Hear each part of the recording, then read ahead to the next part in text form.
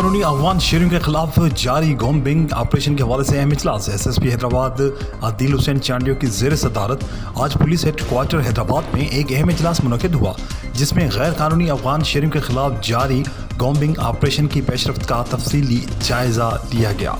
CIA DSP इजलास में ज़िला हैदराबाद के तमाम DSP शरीक थे। स्पेशल ब्रांच सैयद आमिर जाफरी, तमाम थाना जात के SHOs समेत head clerk Naveed Samejo, reader police headquarter inspector Salman Mubeen, inspector Ashfaq Bhatti, DIB incharge inspector Junaid Abbasi और RRF इंचार्ज ने शिरकत की। इजलास के दौरान SSP हैदराबाद ने जारी कॉम्बिंग ऑपरेशन पर ब्रीफिंग ली और अब तक की कारकर्दगी पर इत्मीनान का इजहार किया।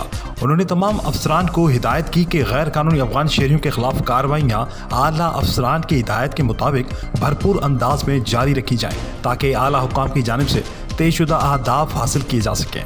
SSP हैदराबाद ने कहा कि पुलिस हेडक्वार्टर हैदराबाद में गैर कानूनी अफगान शहरियों की बेदखली के लिए उनके कवायद चेक करने तक उनको रखने के लिए ज़िले इंतज़ामिया की तरफ से होल्डिंग पॉइंट्स बनाया गया है, जहां से तस्दीकी अमल से गुजार कर उनको वापस अफगानिस्तान रवाना किया जा रहा है। जबकि DSP बल्दिया सगीर हुसैन मुगैरी और SHO अयूब ओ ढोकी की क़यादत में पुलिस टीमों ने पठानकोट, शफी ब्रोही गोट, अकबर ब्रोही गोट और पुलेली केनाल शाह के अतराफ के इलाकों में कार्रवाई की।